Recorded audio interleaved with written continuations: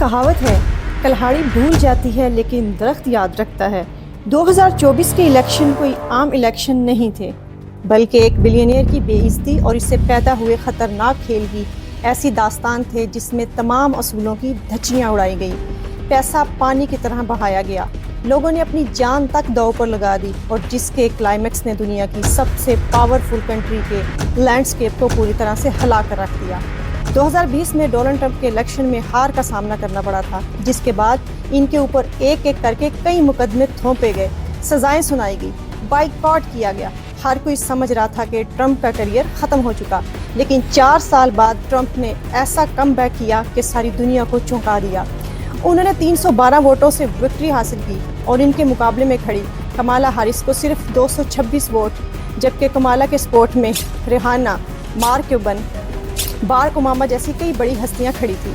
ये सिर्फ इसलिए हो पाया क्योंकि इनसे सबसे ज़्यादा स्मार्ट और पावरफुल इंसान ट्रंप के पीछे खड़ा था और वो था एलन मस्क। एलन ने $120 मिलियन से ज़्यादा का डायरेक्ट डोनेशन दिया। असूलों के अगेंस्ट जाकर ट्रंप के सपोर्टर को डेली $1 मिलियन देने का वादा किया। ट्विटर, यूट्यूब, फेसबुक पर रोज़ाना अनगिनत कैंपेन चलाई। अपना पूरा इन्फ्लुएंस उन्होंने डोनाल्ड के पीछे लगा दिया। हर तरह से यही शोर किया कि इस इलेक्शन में ट्रंप की ही जीत होगी।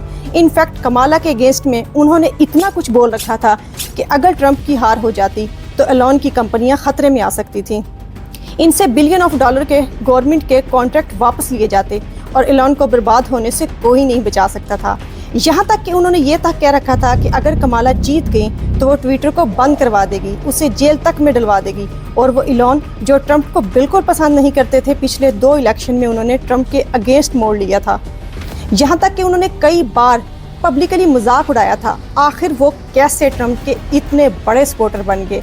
इस डेंजरस गेम को खेलने के पीछे जो मकसद है वो है बदला, और इस बदले की शुरुआत हुई थी बेइज्जती से, जो बाइडन ने एलन मस्क की थी, जिससे वो लोग तो भूल गए, लेकिन एलन ने इसी दिन से बाइडन और इसकी पार्टी को गवर्नमेंट से उखाड़ने की प्लानिंग शुरू कर दी थी। किस तरह उन्होंने असूलों को तोड़ मरोड़ कर स्मूथ रास्ता बनाया ट्रंप के लिए। और सवाल पैदा होता है, क्या फ्यूचर में एलन खुद अमेरिका पर हुकूमत करना चाहते हैं? इस सब के जवाब जानेंगे इस वीडियो में। 5 अगस्त को जो बाइडन व्हाइट हाउस में एक ईवी समिट करवाया, जिसमें उन्होंने दुनिया भर की व्हीकल मेकर कंपनीज को बुलाया, सवाए एक को छोड़कर, और वो थी टेस्ला। जी हाँ, वो टेस्ला जो यूएस की सबसे बड़ी व्हीकल मेकिंग कंपनी है, जिसने पूरी दुनिया में ईवी को पॉपुलर किया, जो ईवी के अलावा कुछ बनाते ही नहीं। इस कंपनी को इस मुल्क की गवर्नमेंट ने ईवी समिट में ही नहीं बुलाया। इस बात को लेकर पूरी दुनिया हैरत में आ गई और एलन मस्क को काफ़ी दुख पहुंचा। अब ऐसा करने के पीछे जो रीज़न बताया गया वो ये था कि ईवी समिट में यूनाइटेड ऑटो के रिप्रेजेंटेटिव मौजूद थे और वो एलन को वहां बुलाकर इन्हें नाराज़ नहीं करना चाहते थे, क्योंकि एलन हमेशा से यूनाइटेड के ख़िलाफ़ रहे हैं और UAW का एक भी मेंबर को वो एज अ वर्कर हायर नहीं किया करते थे। एलन मस्क का कहना था कि इससे उन्हें अननेसेसरी कई बार काम में रुकावट आ सकती है, ट्रस्ट ख़राब होता है और कस्टमर को नुकसान होता है। और जो बाइडन ने यूनियन को इम्पोर्टेंस दी वो बेहद नाराज़ हुए। उन्होंने ये ट्वीट किया, या सीम और dad Tesla was not invited.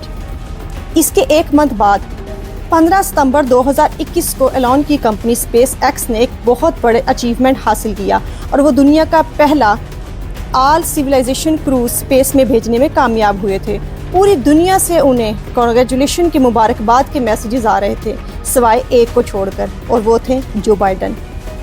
Elon Musk ने इस वाक़या को छोटी बात नहीं समझा, बल्कि उसे इतनी बड़ी इंसल्ट समझी कि वो अमेरिका बल्कि पूरी दुनिया का फ्यूचर डिसाइड करने वाले थे।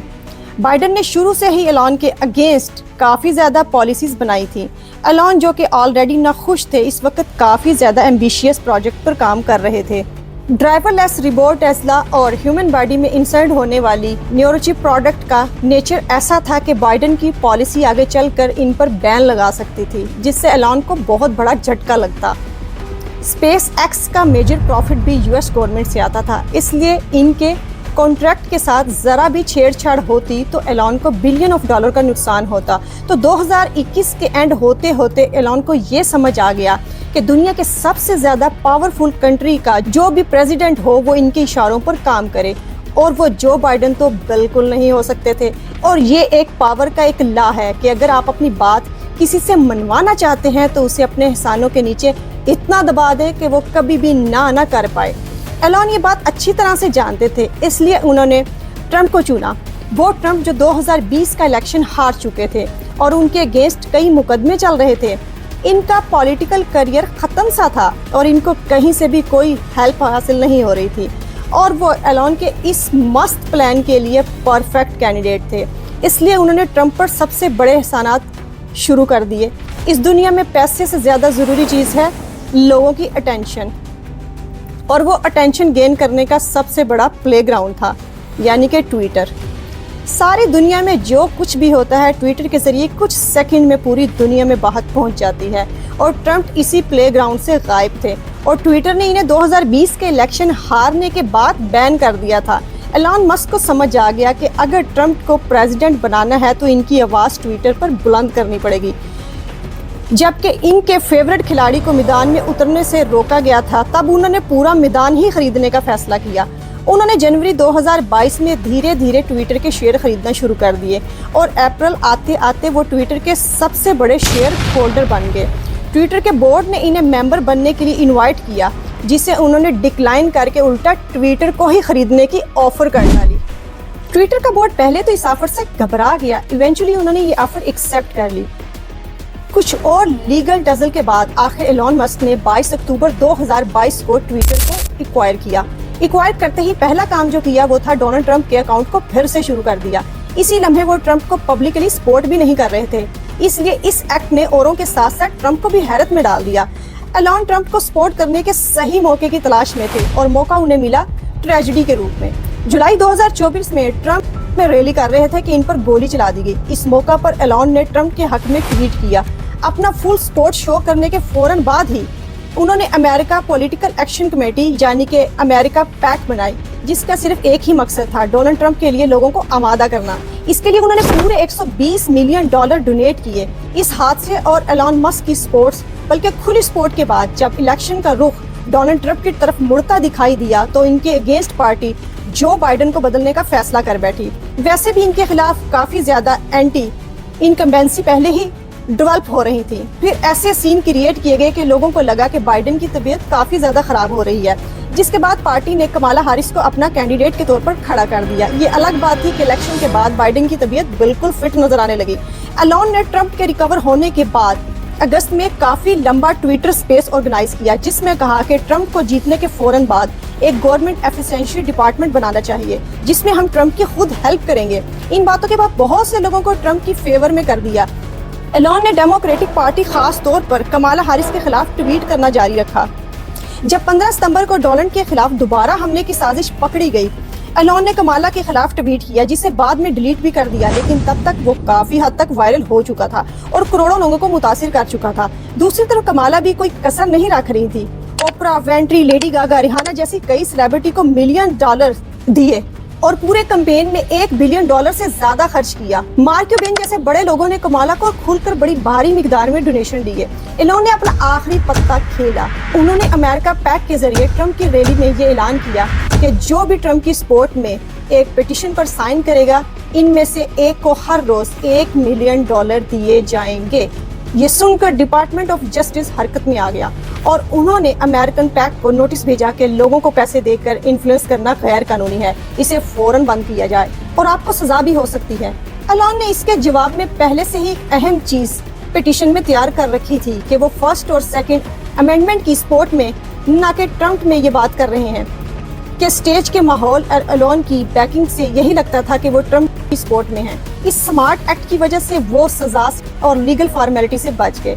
इस तरह इन्हें एक दफा फिर वहीं से कंटिन्यू करने दिया जो वो कर रहे थे। ये सब तो वो फैक्ट्स हैं जो मीडिया और पब्लिक को पता चले, लेकिन एलन जैसे स्मार्ट माइंड इंसान ने और भी बहुत कुछ ट्रंप के हक में किया होगा, जो हमारी सोच से बाहर की बात है।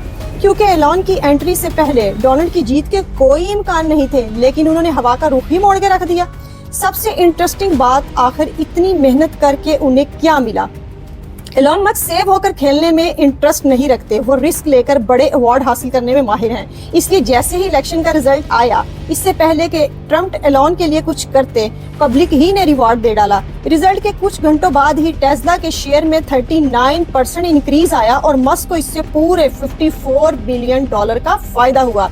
कुछ दिन पहले ट्रम्प ने ऐलान किया कि वो गवर्नमेंट एफिशिएंसी डिपार्टमेंट बनाएंगे, जिसका मकसद होगा तमाम डिपार्टमेंट की सिक्योरिटी करना, जिसके हेड होंगे एलॉन मस्क। यानी कि एलॉन के पास अब इतनी पावर आ गई है कि वो खुद गवर्नमेंट में बैठे हैं। इनसे इनकी स्पेस एक्स जैसी कंपनियों का मेजर प्रॉफिट आता है। वो चाहें तो अपनी फेवर में कई पॉलिसीज बना सकते हैं और अपने अगेंस्ट होने वाली इन्वेस्टिगेशन को खत्म कर सकते हैं। इस डिपार्टमेंट का नाम क्या है? DOGE, जो कि इस क्रिप्टो करेंसी से मैच करता है। जी हाँ, जिसे एलॉन मस्क ऑन करते हैं।